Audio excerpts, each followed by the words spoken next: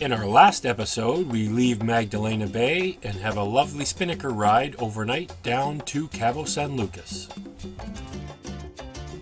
In this episode, we sail up the Sea of Cortez to Los Frailes and Los Muertos, where I finally learned to snorkel.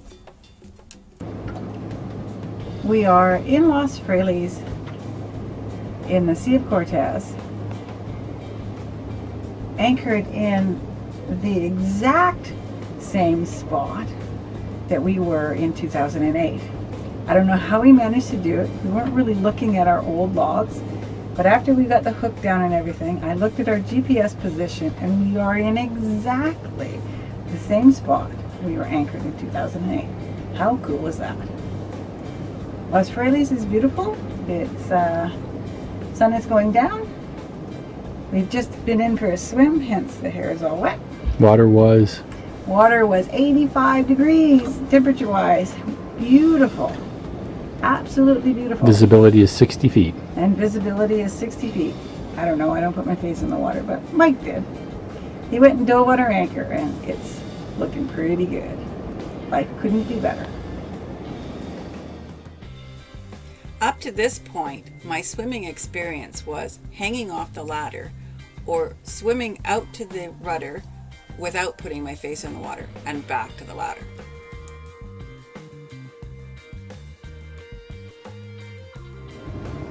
We're drinking Mai Tais. It's a lovely afternoon. Mai Tais? Evening. Oh, yeah, Mai Tais. Sorry, margaritas. What do I know? I've had two. I don't even know what day it is anymore. We've been swimming. I'm learning to swim with fins because I don't snorkel, so I'm learning how to snorkel. That was interesting. And it's a lovely evening. So.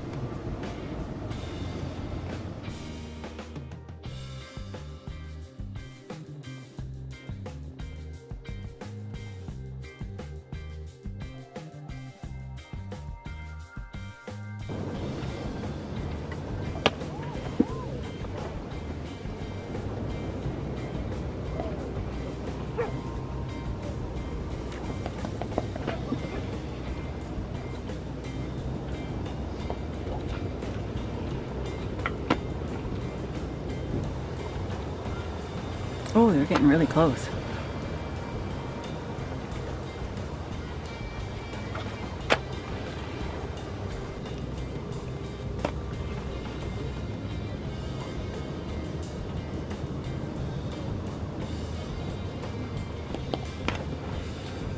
You haven't got some air time. Right beside his boat.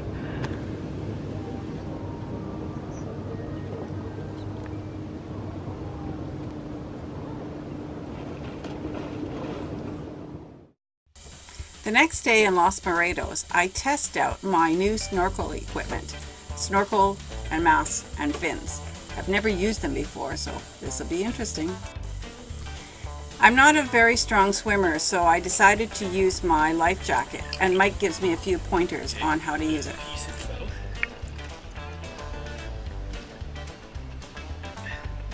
Blow through it. Breathe in. Okay, put your face in the water. Yeah, put your face in the water.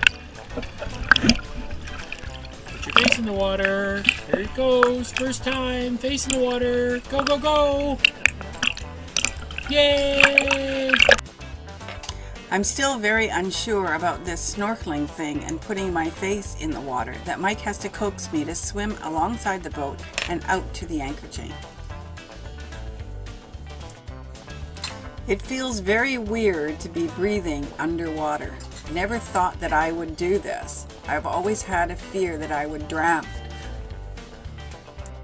I soon get very comfortable swimming and breathing through the snorkel that I venture out to look at the anchor on the bottom and then back to the chain. After having a brief rest hanging onto the chain, I decide it's time to go for a little bit further and maybe see what else I can see.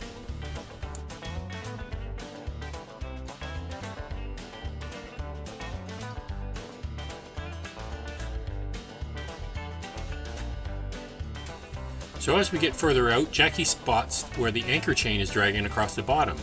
And it's about 15 feet down, and as it drags across the bottom, it's kicking up sand, and there's tons of little pufferfish hanging out down there. Kinda cool. The water in Los Muertos is so crystal clear that it was a really great experience for my first snorkeling that we decide to swim out and see what Ron and Karen are doing.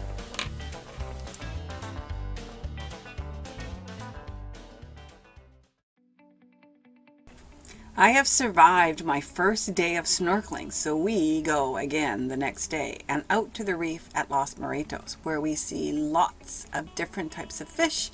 This one's an eel, just working its way across the bottom.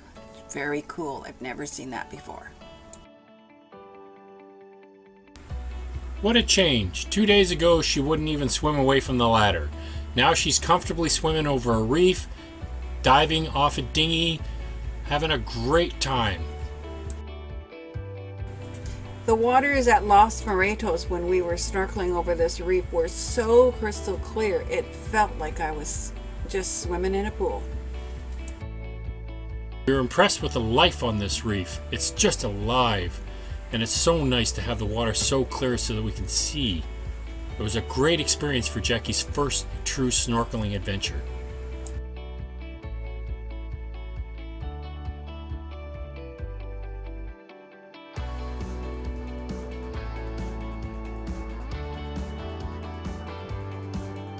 Just under the dinghy, we find a reef coronet fish.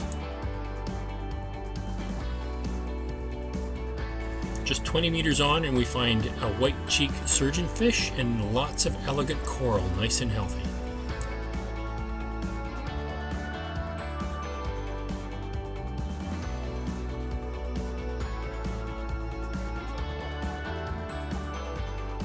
A bright blue juvenile damselfish. I so enjoyed snorkeling the first day that we went out again. Ron and Karen are diving and we are snorkeling above them.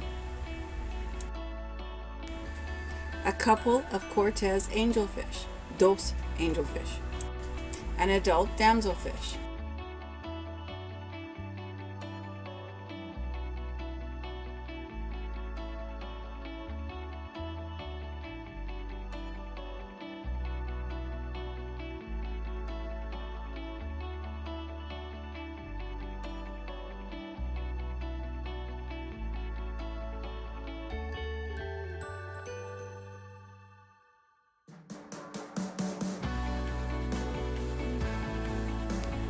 An adult and juvenile damselfish, a surgeonfish, and a convict tang.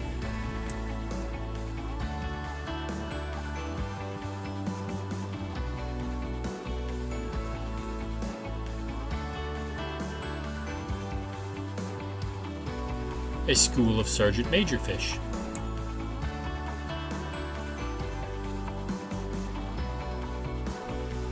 Further along, we find a trumpetfish. We swim across a bunch of holes in the rocks, so we think that it might have been volcanic, as the volcanic rock and the gases erupted out, creating the tubes.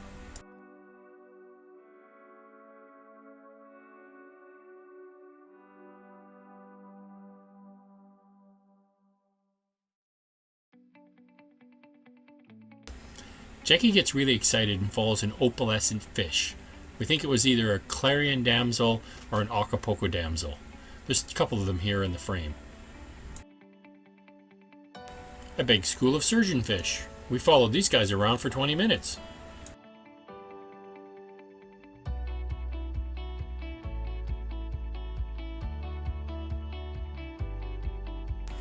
While snorkeling around the reef, I spotted this old fishing line.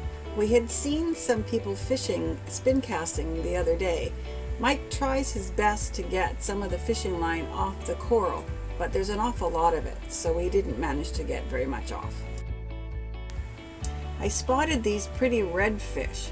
Apparently they're rock wrasse. This formation in the lava looked like a face to me.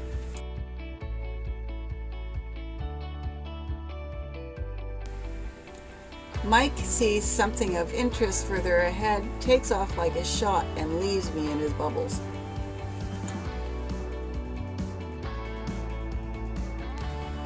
As it turns out, it's only more damselfish and surgeonfish.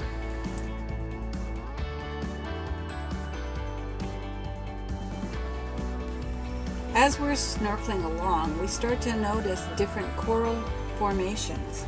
There's the elegant coral that we saw earlier, as well as Gardenias in orange, yellow, and purple.